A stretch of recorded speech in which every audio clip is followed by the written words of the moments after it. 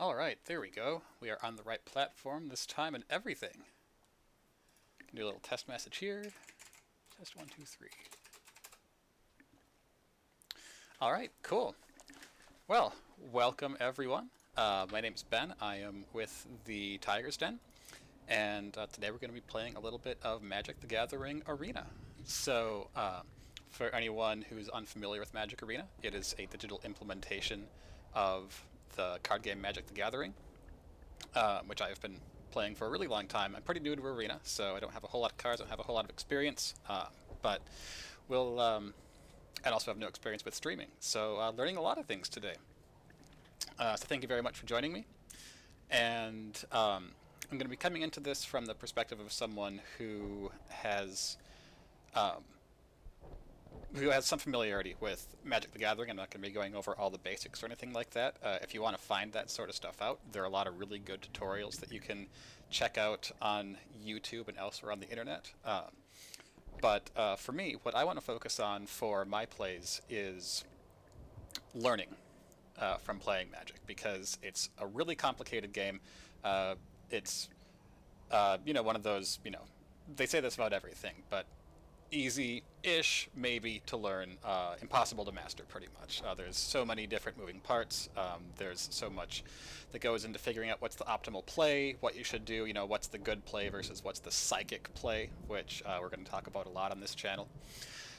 Things like that, so we're going to be learning together about how to play Magic and how to, not how to win all the time, but how to hopefully win a little more than we lose.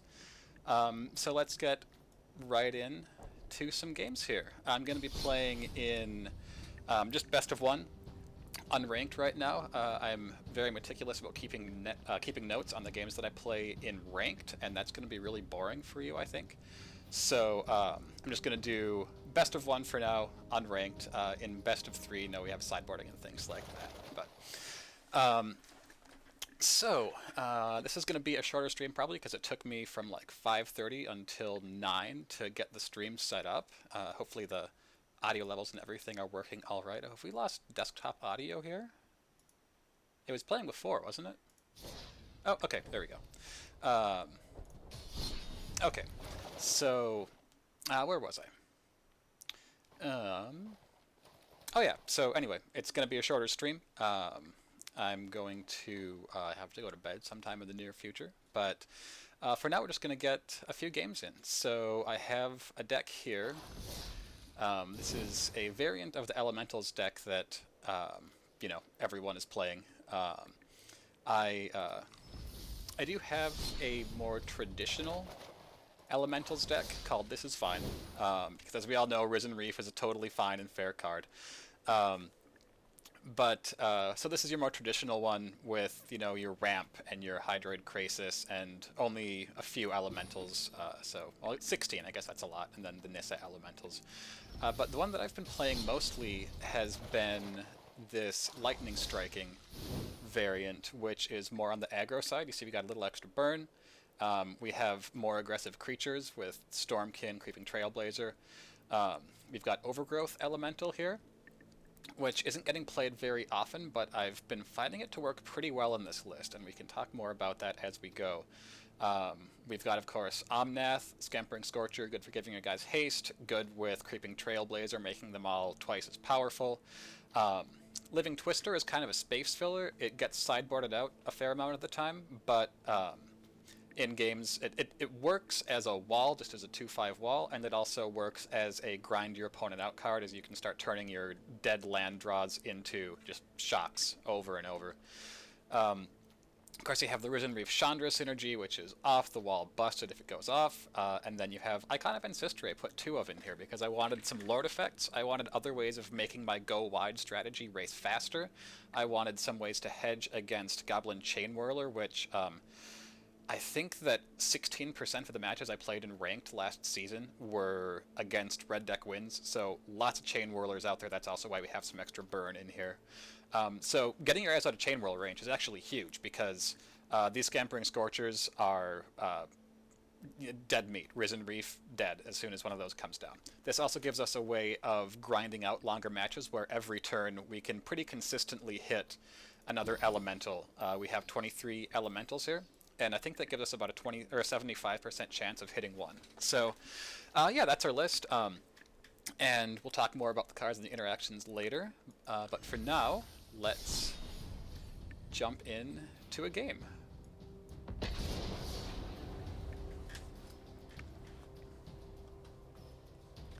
So for those of you who are less familiar with Magic, we're playing in a best of one format right now. Best of three is where you play one game.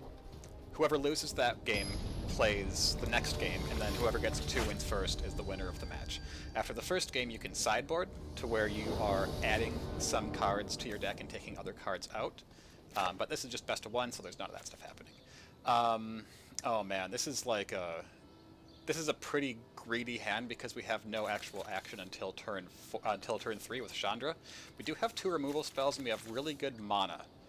So, but I think we have to mulligan this because we just have no creatures until our 4-drop. And this is not great, but we're going to keep it because I don't think we're going to draw a better 5. So I'm going to toss back one of these Omnaths. We are on the draw here, so we will have a card drop before our first turn. That's really good because now we have all of our colors. So we can just put that guy in tapped.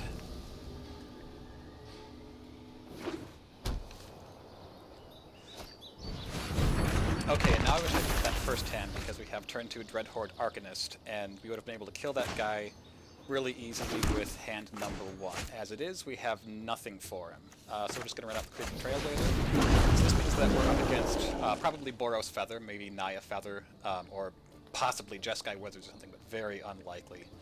So, main deck Takali Honor Guard. So all of our enter the battlefield creatures do nothing. I'm going to give our opponent a nice for that. I'm going to be honest with you guys. We are in a terrible spot here because none of our cards are really going to do anything. I will throw down Living Twister because that is all Dreadhorde Arcanist for now. We're going to hold back.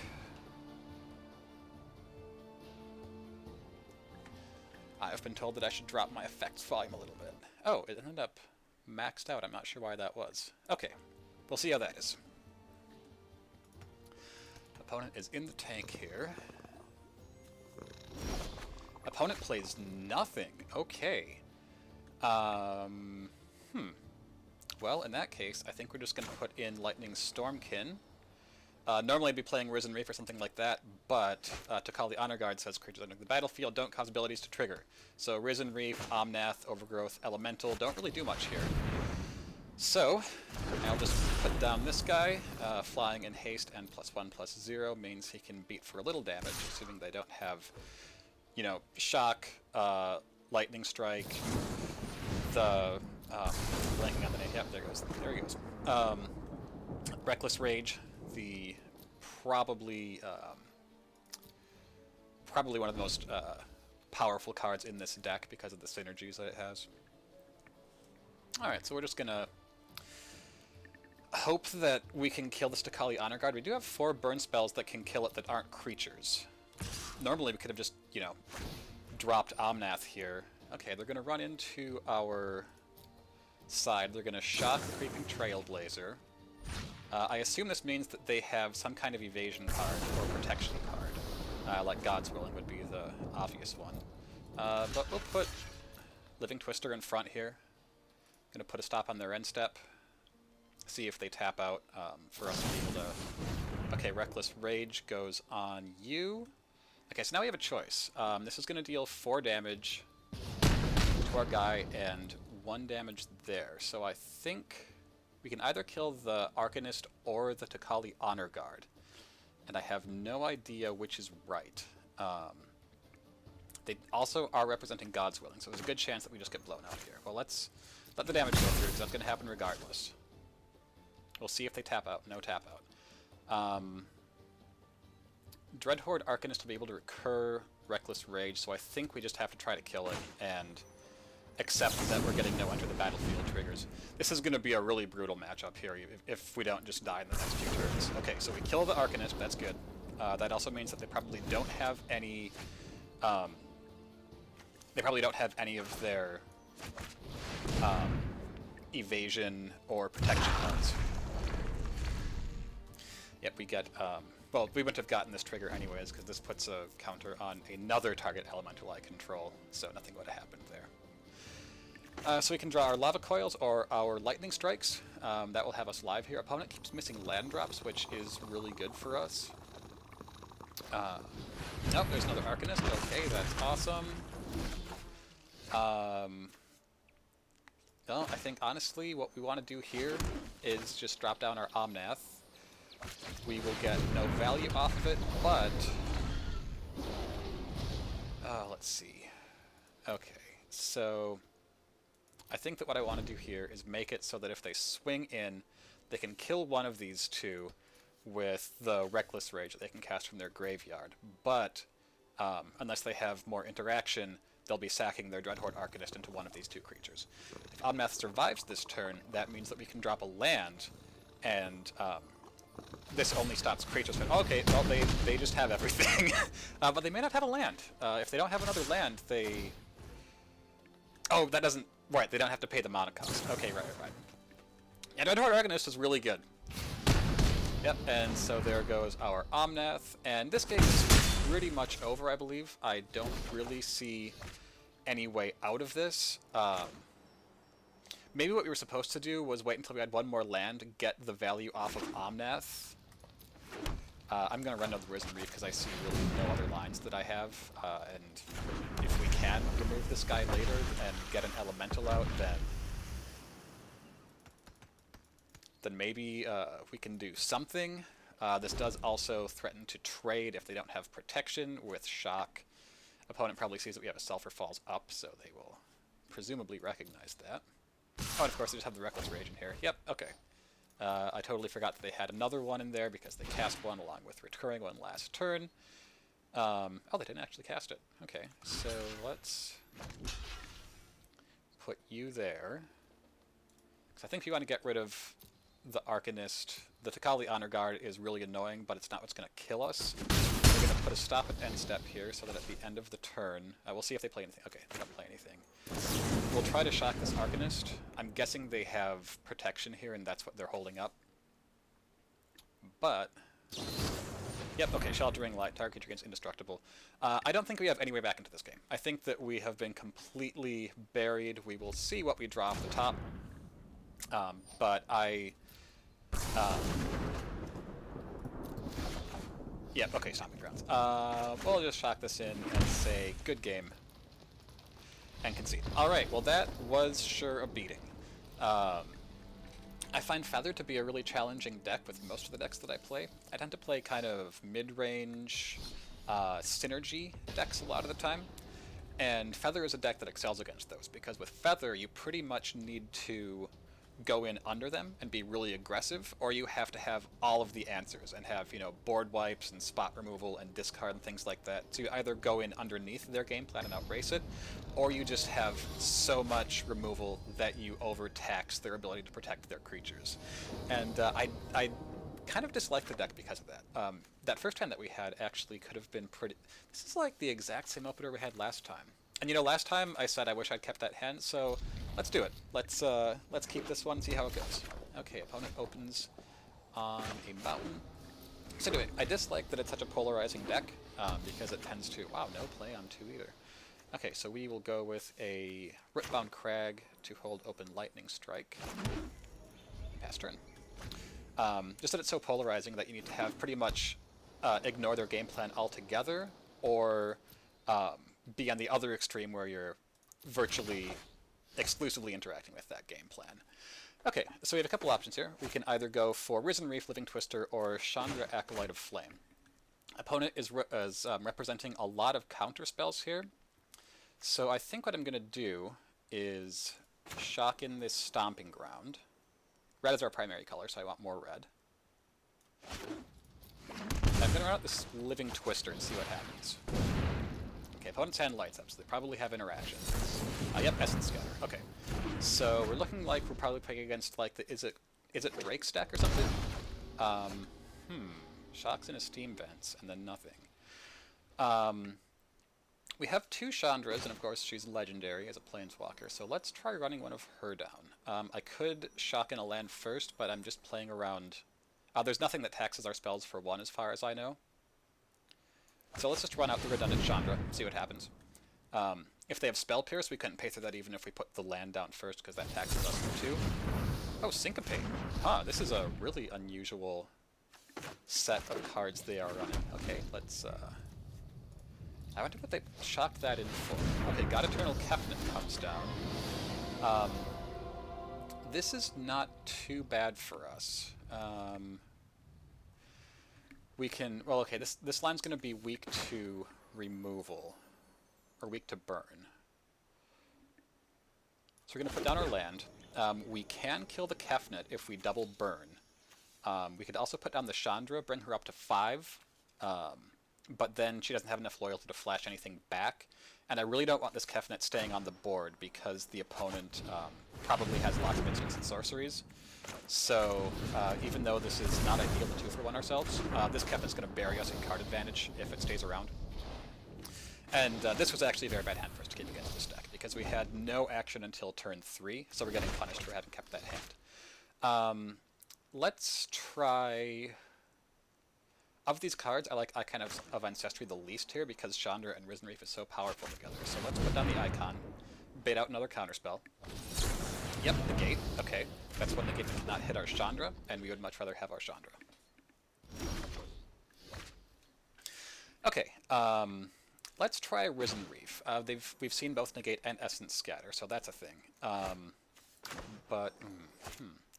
We could also just Omnath here, which I don't hate. We don't have any targets, but I don't think we're going to have any good targets for this anyways.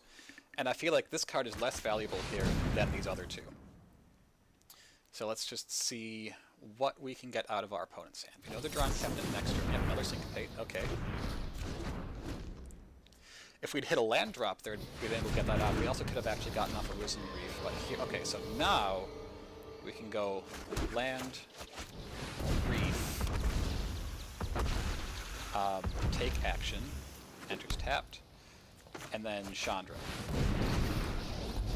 Alright, so Chandra's going to let us make some elementals. Basically anything. Don't worry, I brought company. We will put this one in. We could have rolled her up, but I don't think that's worth it. She's going to die here, but she's drawn us 2 cards and ramped us 2 as well. So the alternative to that was to plus her, bring her up to 5 loyalty. Oh, okay, so there's a... Okay, well, yep, like I said, with Kefnet burying us in card advantage here. There goes our Risen Reef to a free spell. Here comes Narset, so we want people to draw additional spells. They find another Syncopate. Boy, this is a very counterspell-heavy deck. We've seen 5 so far now. I'm asleep for a week. We find another land, so that is really bad for us. Risen Reef does get around Narset's... Let's get around Narset's draw prevention because Risen Reef doesn't draw, it puts cards into hand. So we have Lightning Strike here. I think we just need to stop their Narset from digging them further. We could hope to draw another... we could hope to draw another burn spell and kill Kefnet, but that seems unlikely. I think we have 7 in the deck. We've seen 3.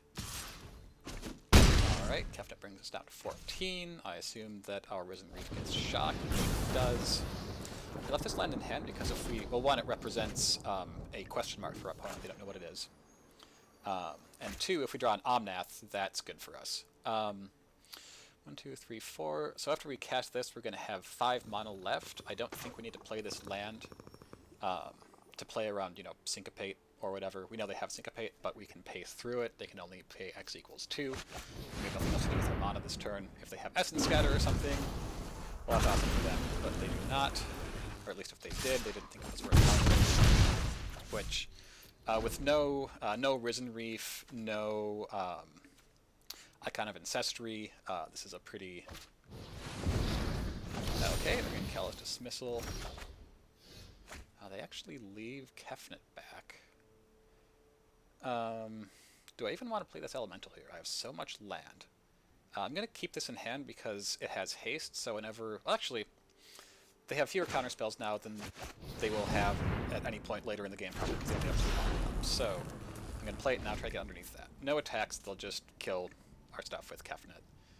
Again, we're in a really bad spot here. Our opponent had lots and lots of answers, and like I said, we started out with nothing until turn 3. With counterspell decks, you want to get in underneath. Oh, Fry. Wow, this deck is really really hateful. With their main deck, Color Hoser. We will drop this guy down. Enters tapped. Opponent's being very defensive here. I would be attacking with Kefnet if I were them. Their life total's not under threat. They had no Planeswalkers to protect until this past turn. Free Chemisters, well, not free, but 0 card, 2 mana Chemisters Insight for our opponent sounds amazing. We're going to see what our next draw is, and then we're going to scoop if it doesn't go well. But again, it's going to be hard to find a thing that will go well for us here. Oh, and they find an Essence Scatter, so that's even fewer outs for us.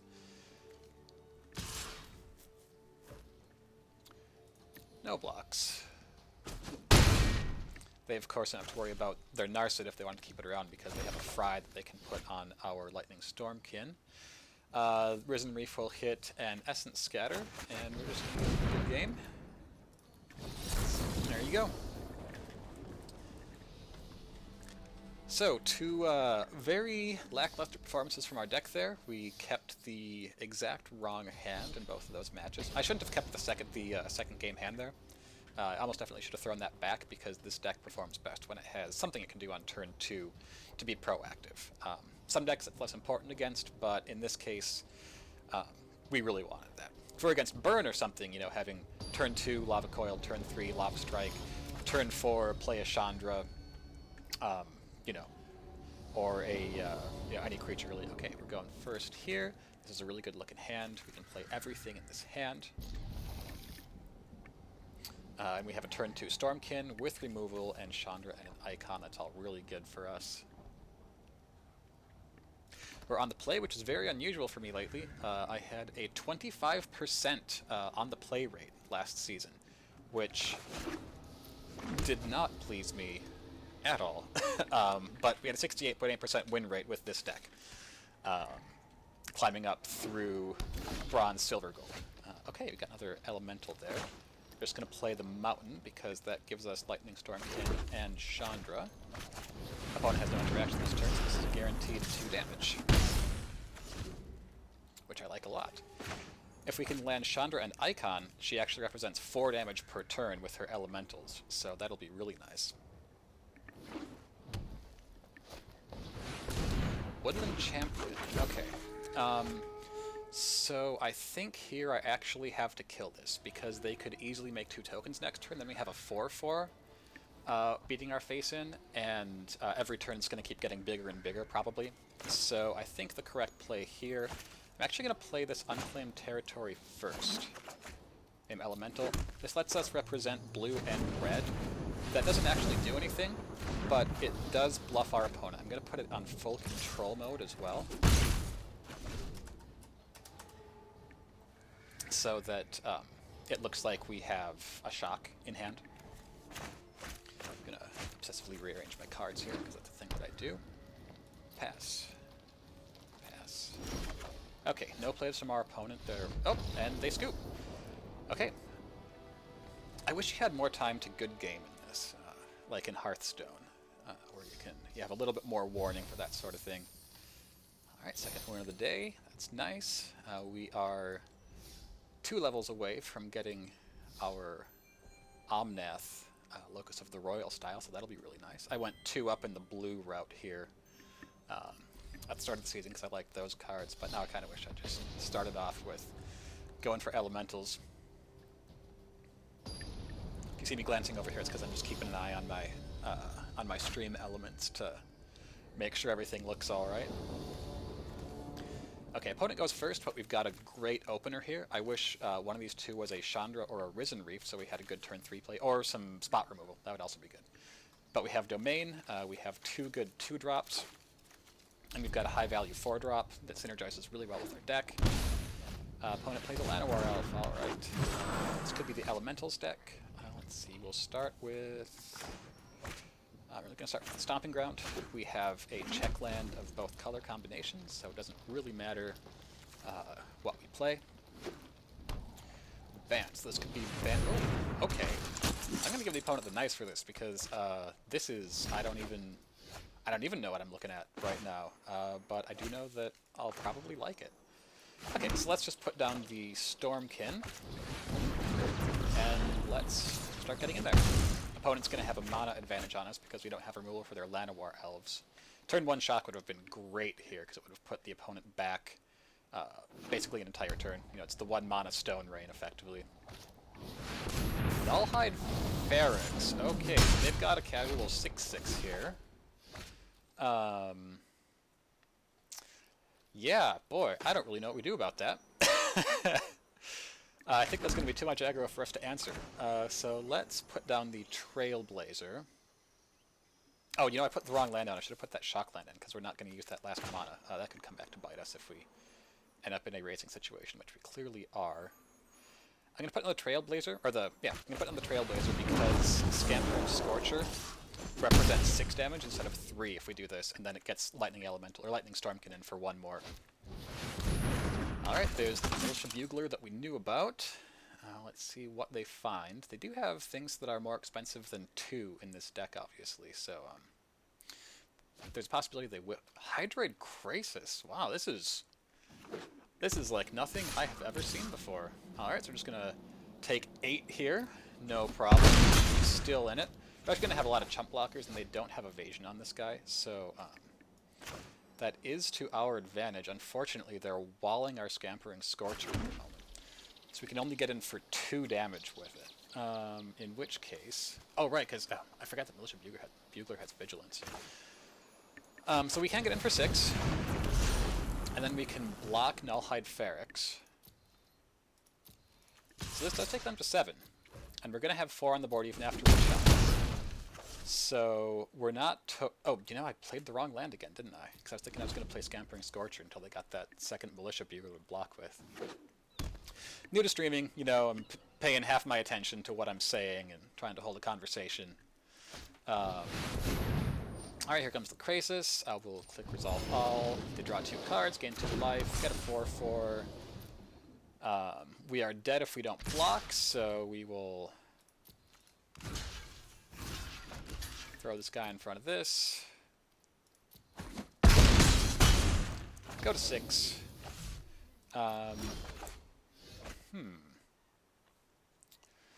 Well, now I wish that we had 1 more elemental so we could kill that Krasis. Do we have anything on them here? I think our line is to throw a Stormkin at them. Throw both of the Stormkin at them.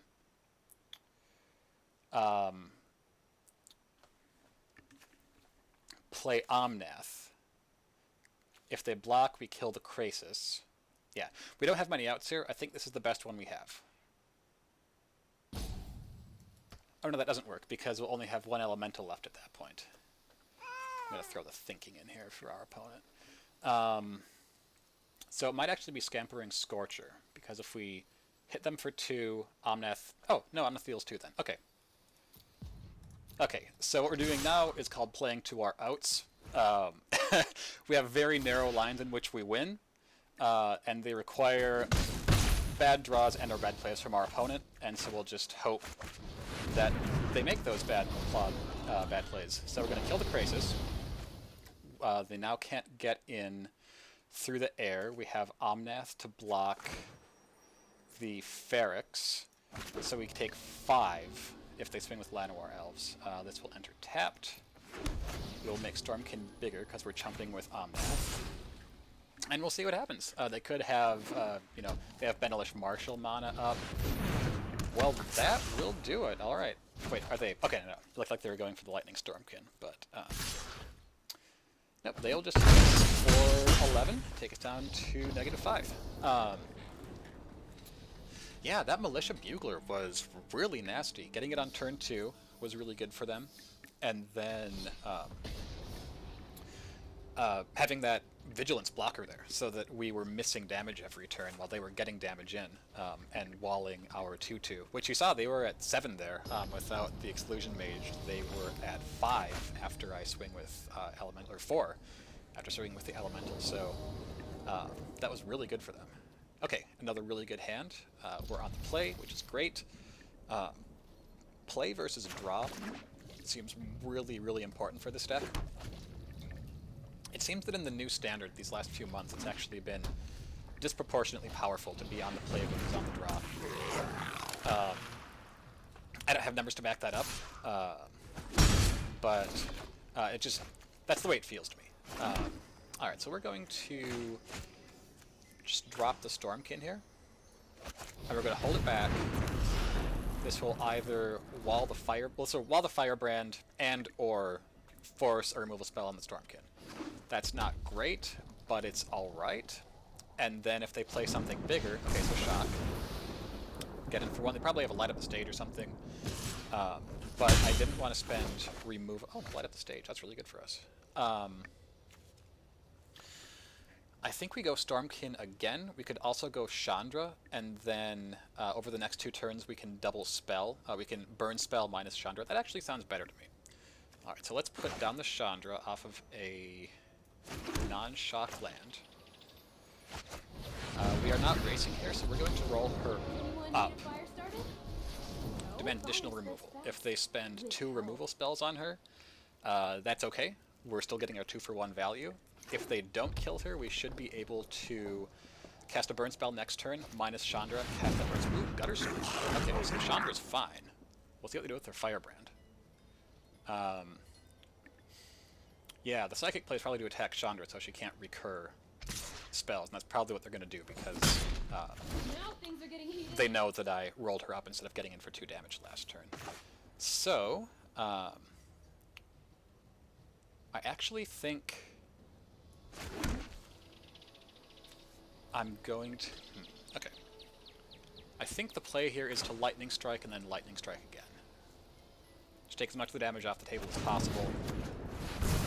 We could also play Stormkin, which, actually that does leave her at 5. I think that I like that, because that still leaves her at 5. And we can play Stormkin, Do this together. which makes it hard for them to get in. They have to spend removal on Stormkin, and then our Chandra is safe. I could have gotten in for 2 damage again there, but putting Chandra out of range of, like, Vyashino Pyromancer into Lightning Strike. Okay, so they're going to go Ember Hauler, hit Chandra. At least it looks like... oh no, they actually hit the Storm. Okay. So Chandra lived from the looks of it. We have no real board presence, but that means that they have spent 4 damage that could have been to our face, and also some damage towards Chandra on answering our board, which is nice. Alright, I believe our play here... they're down to 3 cards, and we have Lava Coil in hand, so we are going to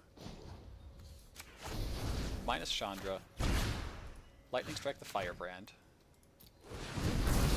I should have actually checked the auto tapper there to make sure I didn't get taken off of blue-red, but we're okay. I could have shocked in the Breeding Pool if I really had to, but that would have sucked versus red deck wins. And we got it for 2. The enemy does have Gitu Lava Runner, which I guess would punish us. Well, they would need to have a spell too, because they won't have haste. They only have 1 spell in the graveyard at the moment. Chandra Spitfire. Okay, that's actually great for us. Ooh, that's even better for us. Okay, so here... I don't believe they have any recursion in this deck, so we are going to... let's see, we'll have 4 elementals out. They'll have to be able to burn 2 to stop Omnath from getting this kill, and I don't think they can do that because they would have done that to Chandra if they could. So we're going to use Chandra, make 2 elementals. We'll put Omnath in. Let's tap it like this. Green, red, green. This way we're representing shock even though we don't have it. We're going to Omnath their Spitfire. Go to combat. Get him for 4. And this is where you can see this deck playing the other side of the match. In those previous ones, we were more on the aggressive side. In this one, we are on the control side. It's Experimental Frenzy. And this is where it's actually quite nice to have a deck like this that has some clock to it. Okay, there's the Lava Runner. They still only have one spell in the graveyard, so they need to have one on top of the second Lava Runner. That's fine. Ooh, and Shock is really good for us. So we can remove both of them. We can get them for 5/7. That takes them to 7. That's really good. We could also consider plussing or zeroing, I guess, to put a counter on Chandra or rolling her down to kill one of these guys. But I think I prefer just going Shock for this guy, Lava Coil for this guy,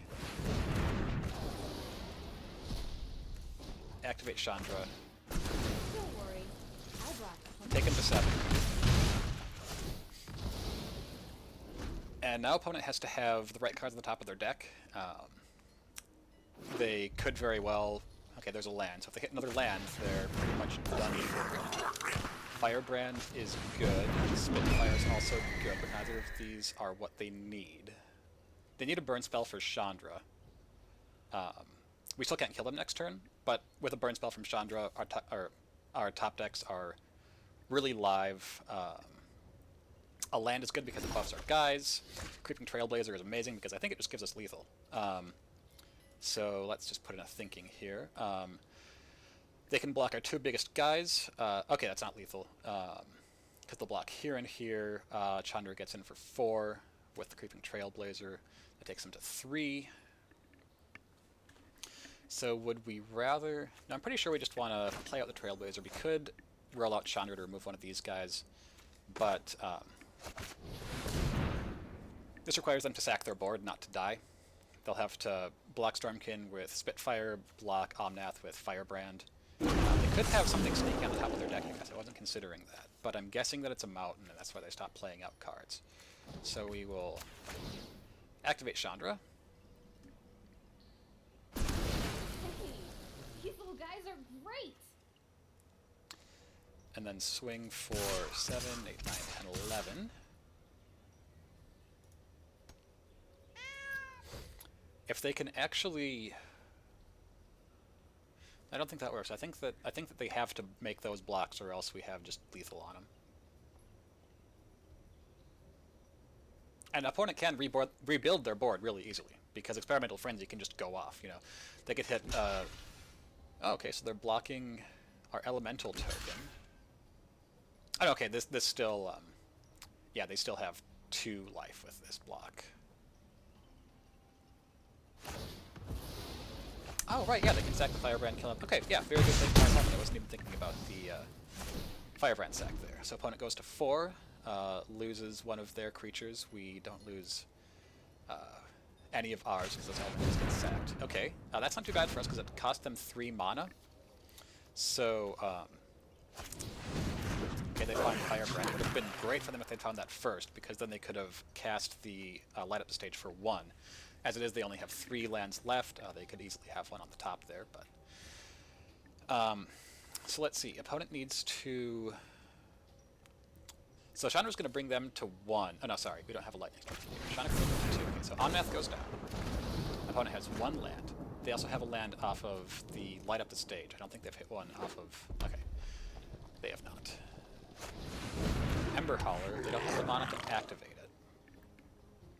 I believe they'll have to chump block with Spitfire here, because Chandra will just kill them with her minus. Actually, does Chandra kill them? No. Chandra brings... Okay, opponent scoops. Yeah, so next turn we have Chandra minus for 2 damage. We have the Stormkin in the air for 3 damage, and also we could attack with our Creeping Trailblazer and activate it to give itself +4/+4. So that would be very resilient against them, and also a lot of damage if they didn't see it, because people miss that ability a lot on the... Let's take a look here.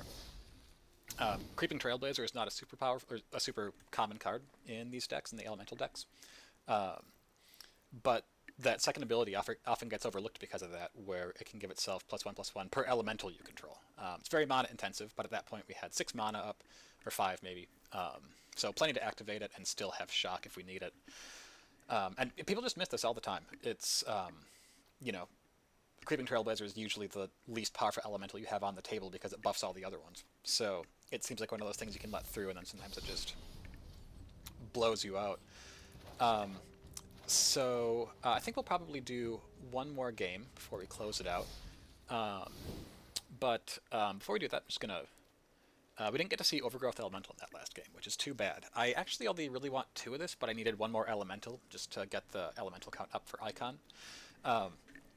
This one's kind of a sleeper, honestly. It's a 3/2 for 3, which is not good. That's not a good rate. It's really easy. You know, it dies to Shock, which when you get your 3-drop removed by a 1 mana spell, it's terrible. But it does buff a guy, as long as you have 1 to buff. And the second part of it is actually clutch in a lot of matchups. Like, you saw how many times we activated Chandra in that last game, like probably 3 or 4, for the elementals. That represents 2 life gain per activation, and then the Overgrowth Elemental gains those +1/+1 counters. So, and also if the opponents, you know, if they're removing your, you know, they chump block your Stormkin or something like that, this guy's growing, it's getting you life. That's super important in a lot of matchups. Any match where we're playing the defensive role, this guy's getting us life. Any match where we're playing the aggressive role, this guy's getting huge. It's because it's not the best elemental in the deck, it usually survives for quite a while. And if it doesn't survive, it actually is fine because we're pretty threat dense. We have 23 creatures, 4 Chandras, and Icon getting us more creatures, and also the Risen Reef drawing us more cards. So I found that it actually works pretty well here, in that it has the Chandra synergy, it has the life gain, it has the getting big, and then also there's just so many high priority targets in this deck. Like, Stormkin gets removed a lot because it's a fast clock. Creeping Trailblazer gets removed a lot because it's buffing all your guys. Chandra gets removed a lot. Omnath gets removed a little less often, but still quite a bit. Risen Reef, of course, is like public enemy #1 in the current meta, so that thing eats removal all the time. So running this out after removal often sticks. Running it out before you play like a Risen Reef or a Chandra is often great, because then it's either sticking and accumulating value, or it's eating the removal that would be going to those other cards. So, yeah, so that's my thought with that one. I wish that we could have gotten to see it in action there, but alas. Yeah, so anyway, let's just finish it off with a different deck. We'll just do This Is Fine. Should take one more quick look. There we go. At the list there, so again, you know, Llanowar Elves, Leafkin Druids, lots of ramp, 2 Mass Manipulation, 5 Cavalier, 3/2 split because I had 3 Cavalier of Thorns, 2 Cavalier of Gales, and they're both really good. Cavalier of Gales is actually really fun when you have a Risen Reef out, because you can do the draw 3, put lands back on top, Risen Reef goes off, puts land on the battlefield for you, so it's guaranteed ramp in that case, as long as you have or draw into 1 or more lands. Yeah, this is the more popular build of the deck. I have Lava Coil in there because it's for Best of 1, and Best of 1 feels like a Lava Coil format to me. Less so now that Phoenix isn't really a deck any longer. Okay, 4 lands and 3 Mana Dorks. Well, let's throw that right back. This is also not a good hand, but it is keepable at least. I'll put back the Mass Manipulation.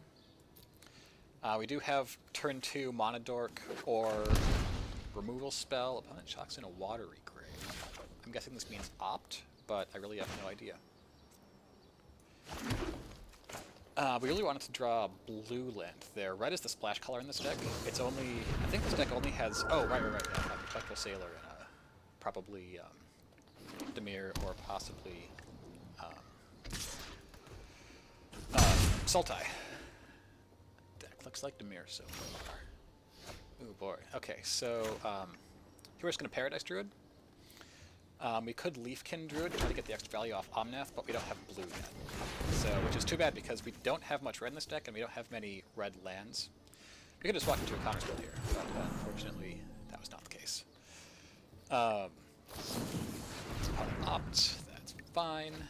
So yeah, we have way less red lands, way fewer red lands than blue in this deck. It is unfortunate not to get those, but Paradise Druid has hexproof, so barring a board wipe, which they're probably not playing with Spectral Sailor, we can at least cast Omnath, whether or not it resolves. It's going to be another issue. Okay.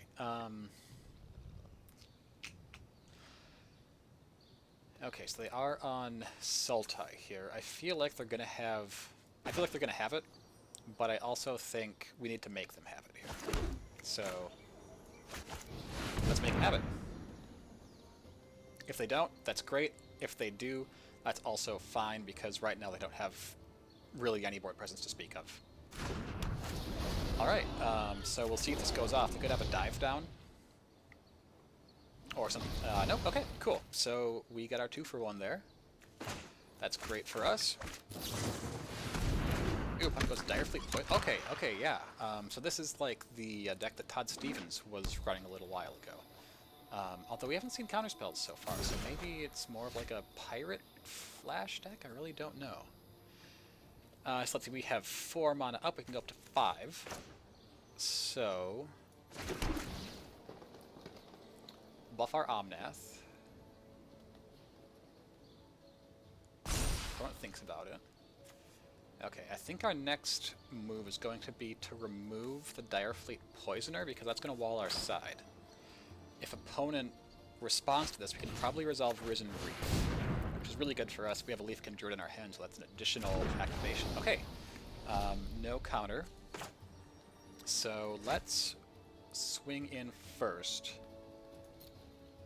Just the Omnath, obviously. They could have another Direfleet Poisoner, in which case we're sad, but again, we're trading and just... Okay, Nightpack Ambusher, this is fine. I would much rather that we, trade 1-for-1, or actually 2-for-1, because our Omnath already got us, killed one of their creatures, and then guaranteed resolve this Risen Reef while taking out their creature that would be getting them another creature every turn. They very likely just have another one, to be totally honest, but it's better for them to have one of them than 2 of them. Okay, they Tyrant Scorn our guy, so yeah, this is very much like the Todd Stevens list, where that was a big part of why he recommended that. Okay, we have 6 mana. I'm just going to run out the Nissa here, because there's really nothing we can do to play around... I mean, we could play some Mana Dorks and pass the turn, but I think we just want to try to overtax their interaction. It looks... Oh, opponent scoops. Alright, we got there. Yeah, I feel like our opponent kind of whiffed on their interaction there. I feel like running out that Direfleet Poisoner when they did was not a good call, because trading that with our Omnath instead of trading their Nightpack Ambusher would have been way better. But yeah, you know, sometimes you just don't draw the cards that you need. Sometimes you don't always make the right play. It's part of Magic. That's why we're here. We're here to learn, right? So I said that was going to be the last one, but we have to cast 2 more blue or black spells, and... Oops, I just submitted the wrong deck. Cancel. So before we go, I'll just do one more game here with this deck, which has a placeholder name at the moment because I haven't thought of a better one. So we've got a Rakdos aggro deck here. This is the most recent deck that I finished. I really don't know about it. It's very similar to the list that Jeff Hoagland's been running. Rakdos Aristocrats with, Knight of the Ebon Legion, Chandra Acolyte of Flame, a couple of God Eternal Bantu. I thought we went down to 1 Chandra Flame or Fire Artisan. I think this is keepable. We don't have black. We have very little actual action here, and the 2 Chandras is not good. Oh, we have 2 of our top end. Oh god, this is...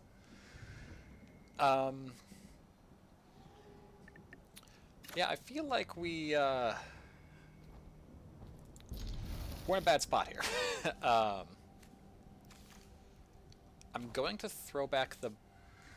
it's one or the other. We're further away from Bantu, being at 3 lands and mulliganing. I could have gotten rid of a land too, but with a 4-drop and a 5-drop, I don't think I want to go down to 2 lands. So we'll play the Footlight Fiend. We'll give our opponent a friendly hello. See how it goes.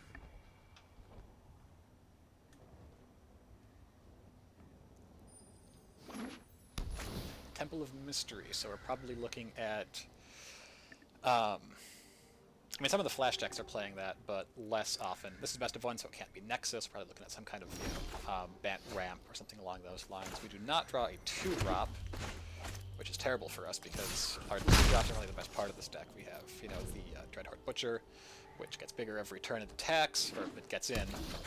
Okay, so this is probably a gate shift deck, judging by the gate. Alright, so a little bit of matching strategery here. We're going to attack, then we're going to play land, then we're going to play creature. This doesn't really change anything from, you know, that turn played out the same as if we would have done it previously, but I always prefer to play your cards. Oh, Teferi Time Ravel. Well, that's not actually that bad for us. They might actually just plus here. Nope, okay, they return Mayhem Devil. We're going to kill this Teferi because if they're on Scape Shift, we need them not to be able to cast at instant speed. We don't really have anything that that gets better. Like no way of interacting really with the Scape Shift, but we don't want to have that Teferi around. We're going to replay the Mayhem Devil here and then go Blood Crypt. There is a small line where it's right for us to shock this in, and I think we will do that. Because they could have like a Rejuvenation Druid, I believe it's called, the 1/1 that finds you a land, in which case we want to remove that for sure. Anyway, I like to play it as late as possible because what your opponent does, what they remove, you know, how they spend their mana, how they block, is often changed by how you spend your resources. You know, if I've already played Mayhem Devil, they have all the information that they're going to have for the turn, and then they can decide what they want to do when Footlight Fiend attacks. If I play it afterwards, they don't know what is going to come down later in the turn. I could shock here, but I think it's better to keep that for a blocker, which these decks usually have. Alright, so we're going to run out Chandra here. Question is, do I do it before or after combat? This deck doesn't usually run much in the way of counterspells, so I'm just going to run it out here. There's a chance that we hit a 1-drop, and then we can Dragon Skull Summit and play the 1-drop. So if it's like a... if it's a Fanatical Firebrand or something like that, that'll be to our advantage. I will say I'm not sold on Chandra. I just put her in as kind of a placeholder because, okay, that was not what we wanted to hit, but that's alright. That's part of the variance of Magic. I don't think that I need to have that land there, but it does represent my having Shock, which there's a very low probability that it's relevant, but it could be relevant. So we really wanted to hit that Chandra, not get it exiled, because Chandra, in addition to giving us 2 power per turn, when those creatures get sacrificed, Mayhem Devil deals 1 damage. So she's effectively 4 damage every turn, 2 of which can be thrown at anything we want it to be. But sometimes you exile a card that's terrible, and you're happy for it, and sometimes you exile exactly the card that you wanted, and it feels miserable. My opponent's got Circuitous Route. That's going to get them up to 7, which means that they're going to get their 2 Field of the Dead triggers, which is definitely... Oh, no. Oh, they're only at 6. Okay. No, they are at 7. I must not understand how this game works at all. Oh, because they have 2 Fields of the Dead, so they have the same name. Got it. They might actually be right to shock here, because they haven't put down any blockers, but I think I'm just going to pass because it represents so much loss of damage if they can get down something to block like a big Knight of the Ebon Legion, like this guy right here. Our Chandra's getting very close to ultimating here, which is very good. We might as well play Knight of the Ebon Legion here because they know about it, and they're not representing any interaction. So they can't, like, you know, board wipe us or anything during combat, and then we feel terrible about having played that guy out. We're going to drop the land because we might, like, you know, hit a land off of Chandra or exile, or like sack some lands with Bantu and then draw more lands. So we're going to run out that land instead of holding it in our hand. Knight of the Ebon Legion gets bigger because they lost 4 life this turn. So now at this point, any land that our opponent puts into play represents two 2/2 blockers. I've seen this card before, and I'm going to let it resolve and then look at what it does. Kick inside two basic land cards from the battlefield, shuffle your library. Okay, so opponent just got 4 2/2s, which means that, well, one, they've got their Field of the Dead online at this point, and then every future land drop is going to be at least 2 more 2/2s for them. We have no way of blowing up those Field of the Dead. I guess we could think about Field of Ruin in this deck or something, but with how aggressive it wants to be, I don't think we want to have that colorless mana, especially because it's kind of greedy on colors. So what we can do here is wait for our opponent to decide what they're going to do. They still have 4 mana open, so they have a lot of things. They're probably considering, like, you know, a Teferi bounce. Okay, they just have Scape Shift, so yeah, they've got everything. I don't know why they were bricking on that for as long as they were, because that seems like kind of a windmill slam to me. Because yeah, they sacrifice what, like 7 lands, they get 7 more, so they get 14, so they have 18 4/4s. They might have been considering, like, if they wanted to sacrifice all their lands, I guess, because in the situation where I have a board wipe, or, like, you know, some of these decks run Massacre Girl, so Massacre Girl kills Footlight Fiend, then kills all of these guys, but it also kills our whole board, so that's not great. Opponent times out here.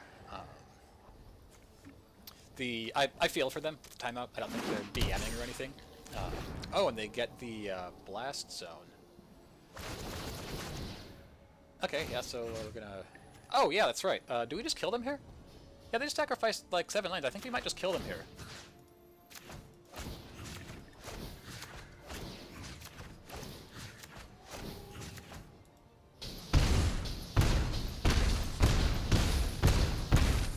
Yeah, opponent goes to 3. That's not ideal for them. We're just going to resolve all the triggers. We will shock them end of turn because we're not going to be able to get through all their creatures. We're not going to be able to keep our Chandra alive. And, yeah, so... Oh, they also gained 3 life off of gained lands there. Ooh, that puts us in a really bad position. Okay, so what are our outs here? Chandra needs 1 more turn before she can ult. If she were 1 loyalty ahead, we would be in a great spot. Little Chandra could have done that, actually. She could put 1 loyalty on Big Chandra here. So yeah, I think that our out is to burn your face. That at the Ebon Legion... Oh, no, it doesn't grow because of the... does this get us... This... Okay. So Footlight Fiend is deal... I think we got it. Wait. No, because this... Yeah, we cast the shock already. Okay, so Chandra has to hit live for us here. Oh my god, that did it! Yeah, okay, so we... Mask of Immolation. You sacrifice. Deal damage to your face. Mayhem Devil deals a damage to them. We equip Footlight Fiend. We sack Footlight Fiend. Deal damage to their face, Footlight Fiend deals a damage, and Mayhem Devil deals a damage. So we get enough to -1. Wow, Chandra got us there.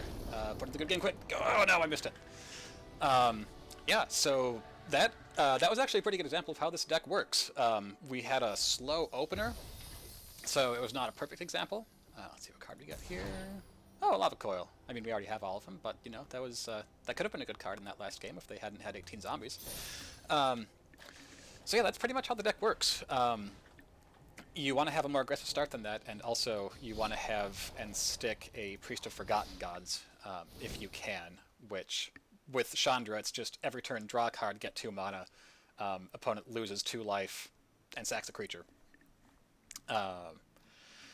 So, yeah, you want to get her out as often as you can, but that's kind of how the deck goes off, is you just get, you know, hopefully get a little bit of a value engine, get a Mayhem Devil, just start sacrificing stuff, and hope that you get him before your opponent's deck can do its thing.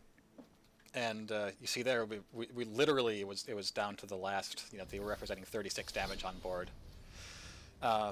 So, yeah, that is the Rakdos Aristocrats deck, or this build of it. I'm actually just gonna go in here and pull out. If I pull out a Chandra, what am I putting in? I could go up to 3 Bantu or something. That seems like a lot. We'll deal with it later. I'd actually put another Knight of the Ebon Legion, but I only have 1 rare wild card right now and only 2 Knight of the Ebon Legion that I've opened. So we're sticking with 2 for now. So anyway, that is all for this stream. Thank you very much for joining.